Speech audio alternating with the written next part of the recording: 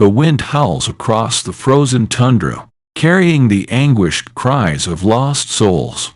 In the desolate Ural Mountains, an unexplained tragedy occurred, one that has lingered like a dark shadow, tormenting all who dare unravel its secrets.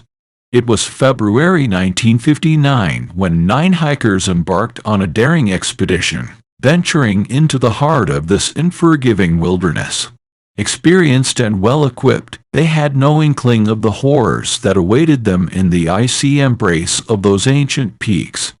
When the group failed to return as scheduled, a search party followed their trail, only to discover their abandoned tent slashed open from the inside, as if something had burst out.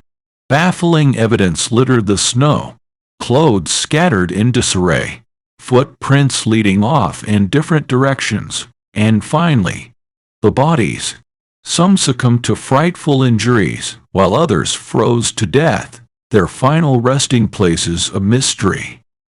Yet, perhaps more chilling than their unexplained deaths was the look of sheer terror etched upon their faces, a bone-chilling expression that haunts all who bore witness. What malevolent force stalked these hikers across the Dyatlov Pass? What unspeakable entity drove them to abandon their tent in such haste on that fateful night? The mountain has guarded its dark truth for over 6 decades, until now.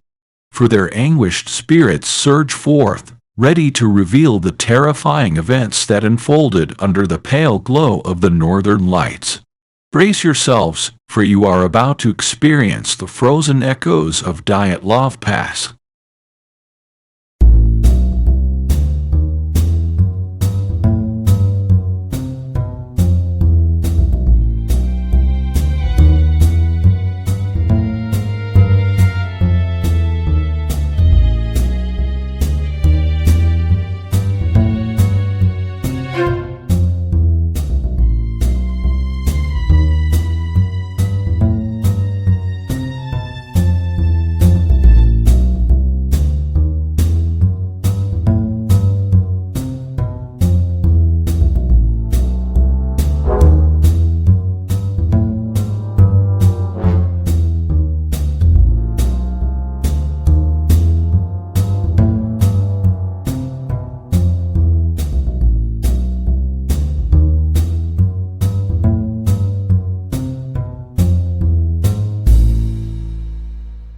A bitter wind howls across the endless white expanse, carrying with it whispers from the depths of the mountains, faint, anguished murmurs that chill the soul. Listen closely, for it is the very voices of those ill-fated hikers reaching out from beyond the veil, desperate to share the terrifying truth of what transpired on that cursed trek. Igor's disembodied grasp is the first to materialize from the swirling flurries. We were fools to venture into that forbidden realm. The mountain tried to warn us so many times, but our arrogance blinded us to the signs. A chorus of ethereal voices joins his lament, each carrying its own tormented timbre. Rustum's gruff baritone, tinged with resentment.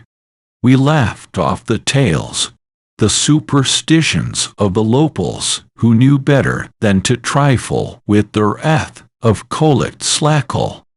Kalmoger ovis formalt o rings out, regret and sorrow woven into every syllable. Perhaps if we had heeded those ominous whispers on the night winds, felt the eyes of that ancient evil watching our every move, her voice falters, overwhelmed by a cacophony of memories too harrowing to share. The Uri's panicked cries resound, their pleas distorted into unnatural shrieks, as if reliving their last agonizing moments. Dubinina's piteous whimpers follow, her usual sunny disposition eclipsed by the bleak despair of one deprived of warmth and hope. Then there is silence, heavy and suffocating, as the weight of dread settles like a shroud over this frigid wasteland. You strain to hear more, but are met only by the desolate roar of the blizzard, until a new sound emerges, the mournful, gravelly drone of Simeon. It came without warning, a force so malign that the very mountains themselves seemed to tremble before its presence. The rest of his words are snatched away by the raging squall, leaving you to ponder the grotesque implications. What damned entity did they unleash upon this primordial realm? What unspeakable terror did they face in those final, fateful hours? The whispers of the restless departed offer no clear answers, only fragments of regret and anguish intertwined with their pleas for you to unravel the mystery. Brace yourself, for this trail they forged can only lead to a truth more chilling than the grave itself.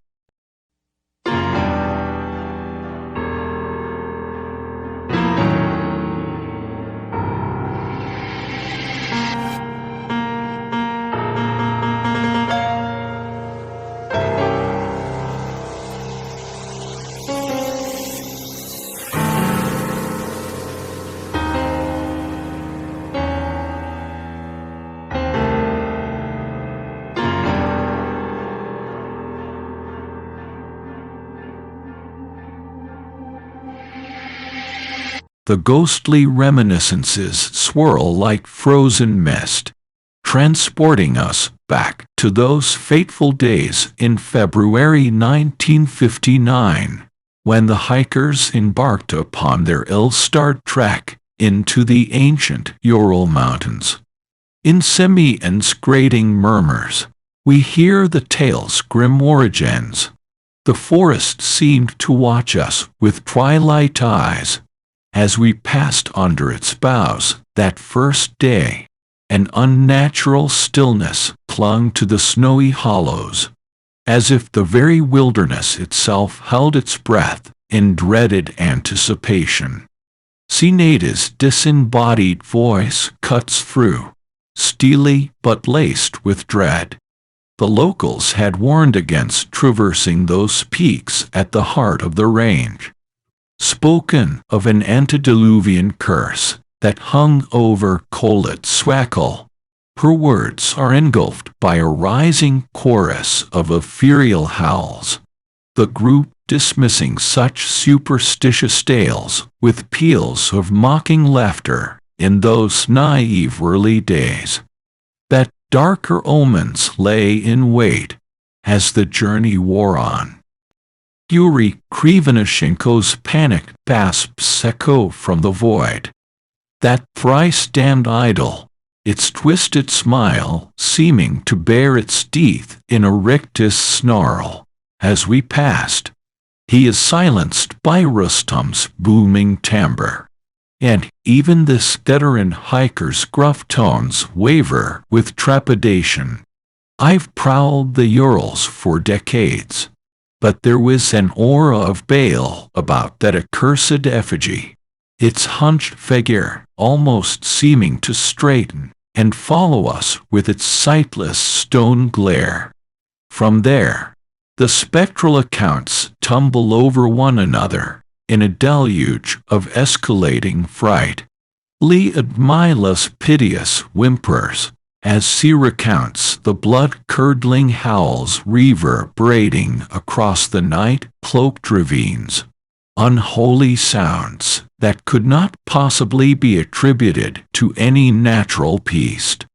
Nicole's frenzied ramblings depict the shadowy figures glimpsed amidst the snaking tree limbs, silhouettes that dispersed like black mist whenever torchlight fell upon them. And finally, Alexander's anguished laments over the luminescent aurora that played across the darkening skies, a feverish dance macabre whose lurid, pulsating glow seemed to herald some profane resurrection. Woven amid these ethereal testimonies is one undeniable truth. As their journey neared its fateful conclusion, a monstrous presence began to make itself known. What ungodly force did these amateur adventurers unwittingly provoke? The passage through the mountains grows darker, more treacherous with every trudging step. For they are no longer descending into the sublime beauty of the Urals, but rather into the gaping maw of an ancient, nameless evil.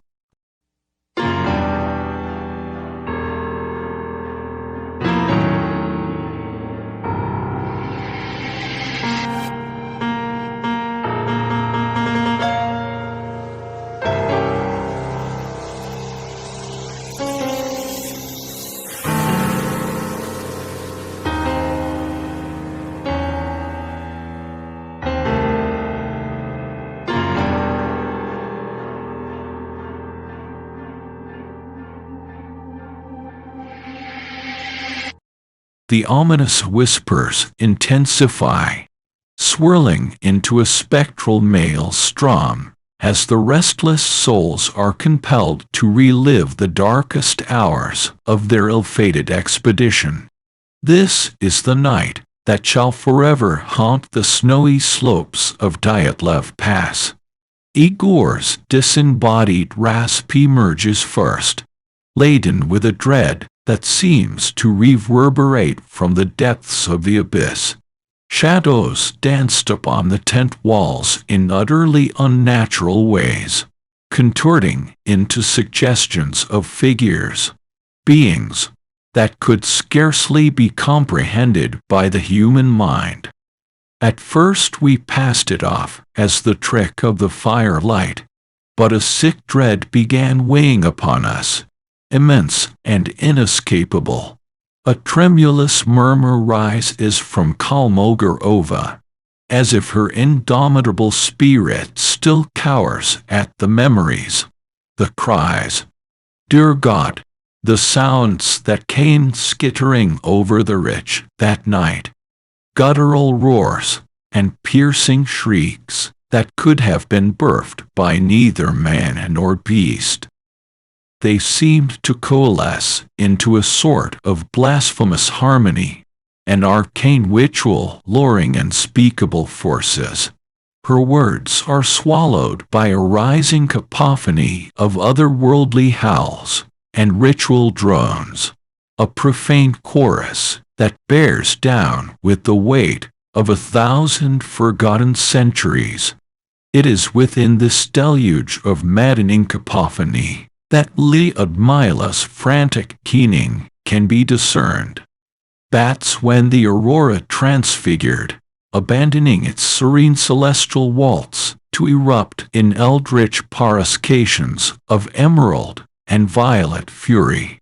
Amidst a pulsating maelstrom, grotesque things began taking shape, leering profane constructs with forms that seemed to exist across multiple planes of being. Doroshenko's howls of terror punctuate her harrowing tale, lending credence to the implication that whatever unnatural entities manifested were of an altogether ineffable nature. They danced, if such obscene movements could even be considered as such, Simeon's gritty baritone intones, their twisted, blasphemous gyrations mirroring the unearthly rhythm pounding both in our minds and across the mountain itself. For a moment, there is silence, heavy and damned, as if whatever unholy presence still lingers in spectral form. Then the disembodied cries surge forth with renewed vigor, a torrential outpouring of mortal terror in the face of the antediluvian and inexplicable. Solitarev's frantic screams of madness souse forth, seeming to recount visions of cyclopean, multi-formed entities that danced amidst the profane aurora, their sheer eruptive rawness threatening to fracture whatever tattered remnants of sanity the hikers still possessed. It is, as this maelstrom reaches a fever pitch, that a new sound rises to cut through the preternatural din, the anguished baying of something ancient and malign, an unholy, soul-rending clarion call that reanimated the mountain itself, forcing the hikers to flee their tent in blind, abject panic. Into what nameless evil did they scramble? What profane legacy did their naive presence rouse from its slumbers? The only certainties lie in their shredded remains scattered across the slopes, and the sheer unmitigated horror that contorts their spectral visages, even in the afterlife.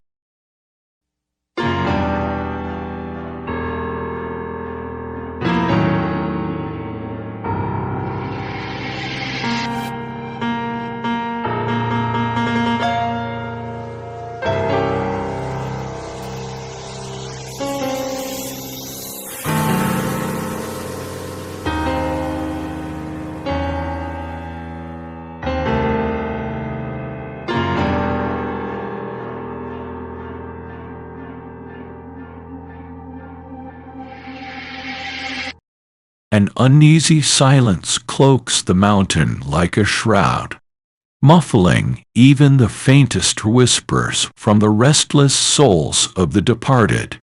In the wake of that night's primordial fright, an eerie pall now hangs over the slopes and hollows, the deathly calm after a barbaric storm of the most aberrant variety. It is from this sepulchral quiet that the first murmurs begin to coalesce, faint rattling gasps that convey the sheer incredulity of those doomed to uncover what remained of the hikers. Semyon's coarse baritone finds form first, twisting paths in the snow. At first we thought they were animal tracks, signs of the native wolves or bears, but they fend outward in 100 fractal tributaries, like some profane delta birthed from a dark and raving source. He falters, unable or unwilling to give voice to the sickening implications. In the void, Rustum's guttural growl manifests, tinged with the impotent fury of one who prides themselves as an intrepid master of these merciless peaks. The tent was shredded, ripped open from within, as if something had exploded outward in a cataclysmic upending of nature itself. Gear tossed haphazardly, supplies scattered amidst the tatters of nylon and insulation, all of it rendered mere detritus in the face of something transcendent. A tremulous chorus wells up, echoing Rustum's sentiments, the panicked gasps and murmurs of seasoned hikers confronted by a scene of such irrational chaos that it shattered their comprehension entirely. Then a new sound undercuts the cacophony, a primal wail of abject horror and heartbreak that reverberates from the core of one's being. It is Kolmoger Ova's anguished scream, the first to lay eyes upon the tattered, frost-rimed remains strewn so haphazardly amidst the pitted drifts and runnels of crimson, frozen grotesquely in the snow. In their spectral lamentations, each tries to outdo the other in depicting the sheer, unfathomable terror that contorted the faces of their fallen comrades, even in death. Mouths and eyes warped in renditions of earth-shattering horror speak of a demise brought about by something far beyond the conceits of earthly torment. Whatever profane force they roused on that high mountain brought about a frenzied, inescapable madness, one that scoured the flesh from bone, amidst violence so staggering that it could scarcely be comprehended, let alone explained. All that remains are the mangled remains, the half-devoured corpses rendered as inscrutable cautionary epitaphs, and the choking, reverberating questions that shall linger across the ages. What nameless evil did they provoke? What sinister power did they unwittingly rouse from the lightless womb of the ancients? The whispering fates to unearthly keening, conveying the depths of spiritual anguish, awaiting any truth they cannot accept. For sometimes the veil is torn aside to reveal terrors that splinter the fragile mantle of human sanity, to unmask those timeless horrors we dare not give voice nor name.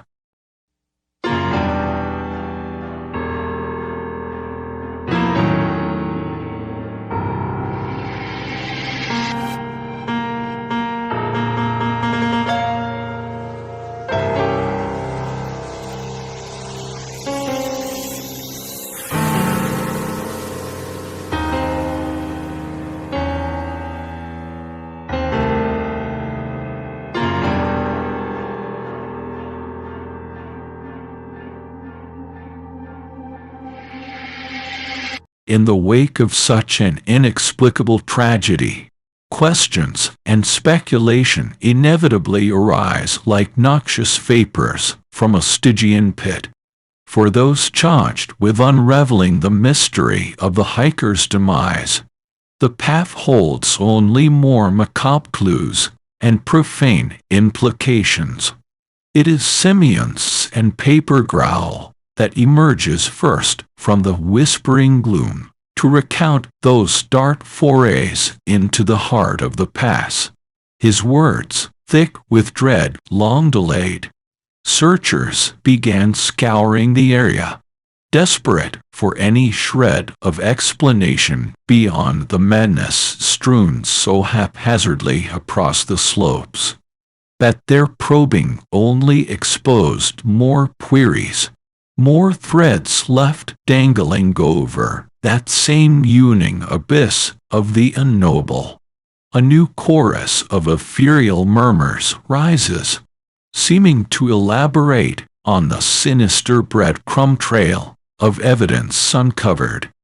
Details pour forth, detailing the disturbing discoveries that raised more questions than answers. The tent itself, shredded from within, as if ravaged by some explosive inward force, its material seeming to twist in upon itself in patterns resembling ancient, indecipherable bliths. Clothes, boots, and equipment scattered in a bizarre fractal spiral outward, as if their owners had erupted from the campsite in utter primal panic. High radiation readings saturating the area, with no conceivable source to originate such bombardment. And always, the unnatural detritus of groove tracks, inhuman indentations, and disturbed snowscapes that defied all logical extrapolation. Yuri Krivonishenko's frantic cries well up, a torrent of abject horror at recounting the state of the recovered bodies themselves, broken and bent, contorted into postures of pure revulsion, as if their very being had been unmade by whatever madness they'd witnessed. Even in death their faces were profaned, twisted into masks of preternatural fear, the eyes bulging, the mouths agape in shrieks of utter cosmic dread. Solotarev's hysterical laughter cuts through, conveying the utter psychosis that the profane implications precipitated, self-inflicted wounds to the point of mutilation, hollowed-out ribs, faces lacerated to the bone, all in a vain effort to stave off, or perhaps join with some unnameable terror. A new murmur swells, more subdued yet rife with creeping unease. It is Rustum, the old alpinist, recollecting the half-glimpsed insinuations and enigma-laden conjecture offered in the wake of such horror. Talk of paradoxes, of forces beyond our comprehension, unverifiable sightings of chimerical entities stalking the ridges, of profane light phenomena in the night skies, radical hypotheses of interdimensional gateways, of paths torn into the lightless recesses of the cosmos itself. The echoes swirl and ebb, a roiling tempest of hearsay and suggestion, alamed that filling the void of madness precipitated by a force so incomprehensible, it threatened to unhinge the fragile mantle of reality. Choose your nightmares, a grim rumbling voice intones, col moger ovis alto-edged, in bitter resignation. Either our ill-fated expedition disturbed something ancient and unholy dwelling high in those accursed peaks, or we unwittingly ripped a seam in the veil of our existence, peered into the maw of a domain where shapes and forms become mockeries of nature itself. The whispering fades into a keening lament, echoing across eternities of anguish. For even in the great beyond, those lost souls of Dyatlov Pass cannot escape the shadow of the unknown, the sheer and relenting madness of a truth they cannot deny, yet dare not speak its unholy name.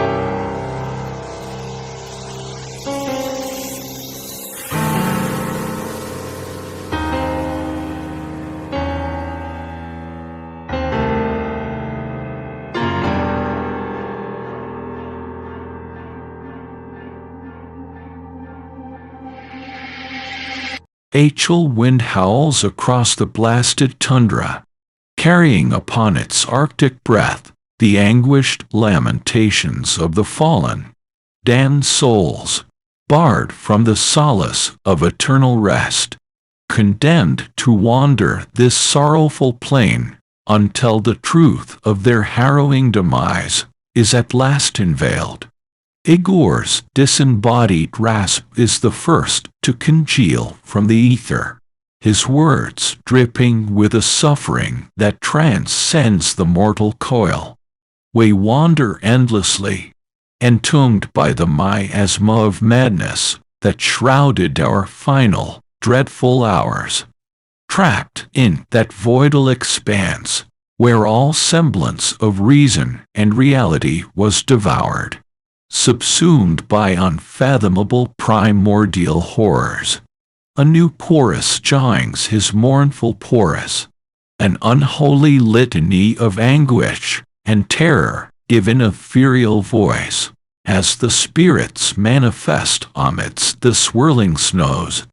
Liadmila's tremulous whimper conveys the shuddering recollection of that fateful night, when all boundaries of the profane and sacrosanct were breached. Forms amidst formlessness, shapes that mocked all conception of life. As we understood, they danced and convulsed under the unnatural auroras, called forth by the echoing wails and drumming that seemed to slither from every crevasse. Nicolay's panicked shrieks surged to the vanguard, his tortured essence recoiling from visions too visceral and aberrant to make sense of. They were of us, and not of us, composed of our fragile corporeal matter, that girded from realms of blasphemous entropy. Their parading, their beckoning. It was like some mad invitation to join them in the ecstasies of delirium and void-born rapture. The unearthly cries crescendo, each spirit pleading for release, for the final exorcism of the harrowing night terrors that have become their eternal purgatory. Kolmoger ovis steely alto resounds, laced now with undertones of dread. We cannot move on, cannot embrace the restorative blackness of oblivion until what we bore witness to has been grafted upon the living.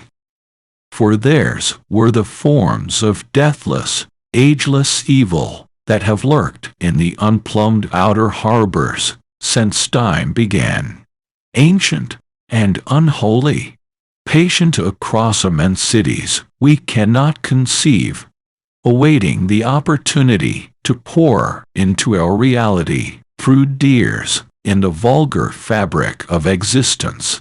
Her shrill laments transform into a profane howling that whips across the tundra like a spawned thing, joined by Aristom's primordial roars of mortal terror before an unknowable presence. The raving escalates into a fevered crescendo, as if the very mountain itself is screaming out its damned confession. But then there is only the keening of the interminable Arctic winds, scouring all secrets into oblivion. And always there is the sense that something lingers just beyond perception, awaiting the moment for the veil to be passed aside once more. Only then may the profane truth of Dyatlov Pass unearthly legacy be given form.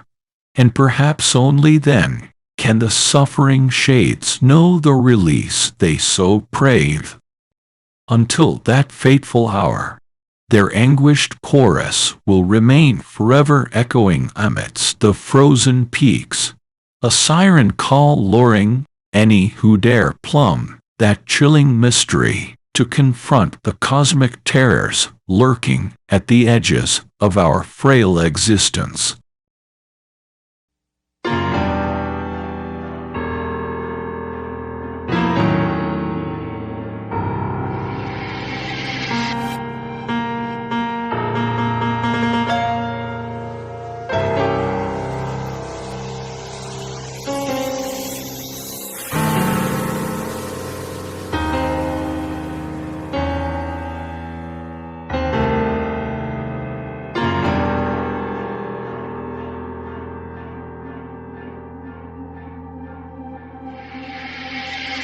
The vengeful mountain winds rise in a keening chorus, bearing aloft the anguished lamentations of the restless dead.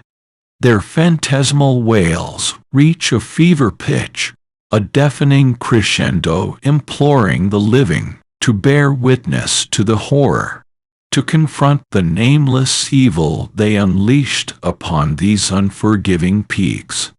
Igor's howls are the first to coalesce amidst the shrieking tempest, his disembodied rasp fraught with mortal terror, as he recounts the events of that blackened night.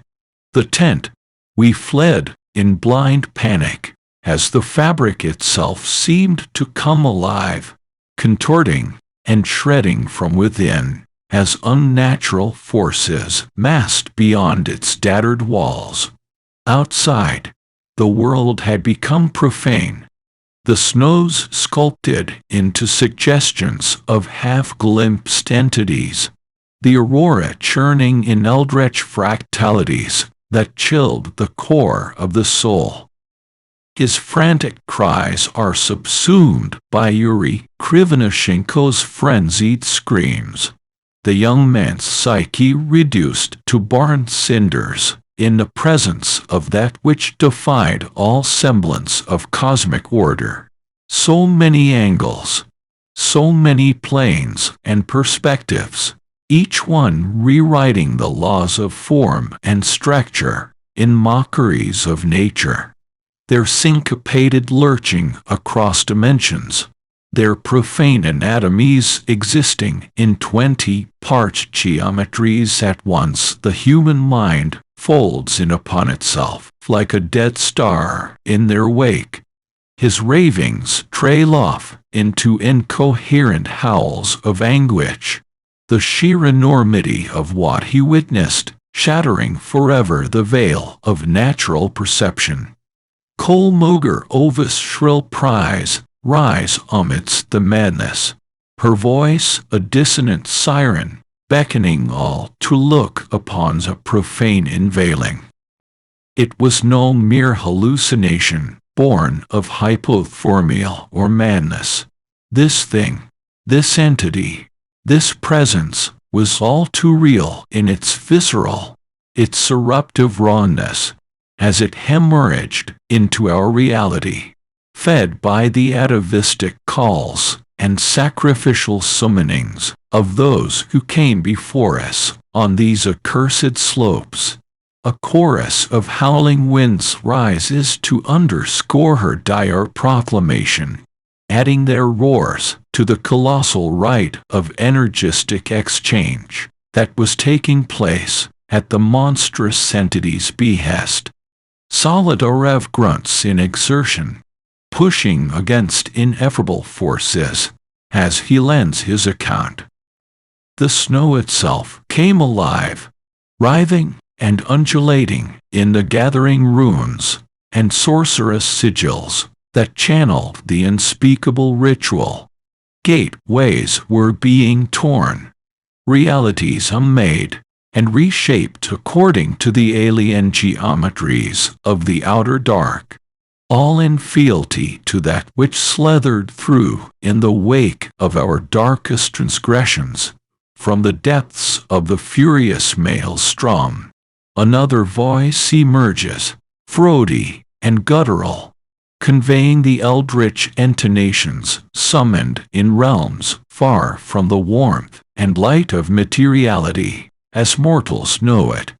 It is the clarion call of the unseelie entity itself, a sound that scrambles rational thought and sears the synapses with each profane syllable.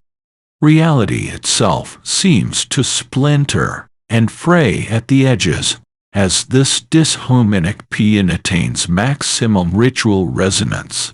An unearthly cold penetrates to the core, a malevolent rhyme that calcifies the muscle and sinew, subsuming all in its grasp to the archetypal rigors of the cosmic void. The screaming of both the living and the damned attains perigee as that which was summoned begins to fully manifest in our narrow terrestrial plane.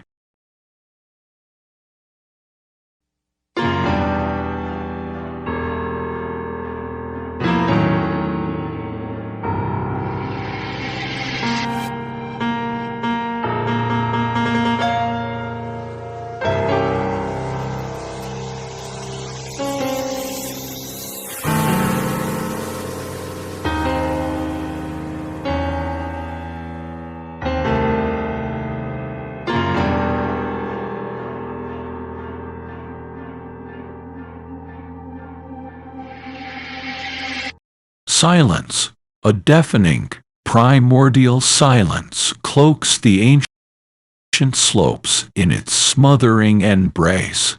The keening gales have ceased their anguished lamentations, the shrill chorus of the end falling abruptly mute, for amidst the frenzied rites and profane invocations that rend us under the veil of realities, something was unleashed, something was confronted, in the maelstrom of that December night. Whether the full, terrifying truth was unveiled, or mercifully stayed behind eternity's veil, remains uncertain. What is clear is that a terrible reckoning took place upon those hollowed, sacrosanct obsidian peaks. Perhaps the tormented spirits of the fallen hikers sought one final confrontation with the force, the presence, the entity that shattered their grasp of reason and reality. Perhaps in doing so, in willingly wading into the eddies of nightmare and disunion, they paradoxically achieved a perverse enlightenment, coming face to unchanged face with the utter, yawning immensities that wail insanely beyond the feeble light of our reason and science. For a fleeting instant, the voided slipstream between madness and transcendence was bridged, and the damned were granted one final vision of the pristine, deathless darkness from which all sporadic flickers of life merely blink and are extinguished within the cosmic scale.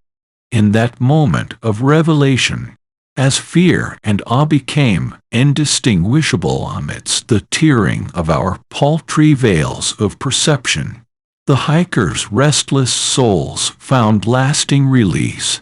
Their echoing howls of eternal psychic anguish were at long last unmade, siphoned into the profane silence of that lightless realm beyond all human reckoning. For some, perhaps that quiet evacuation into oblivion was a liberation from madness too profound.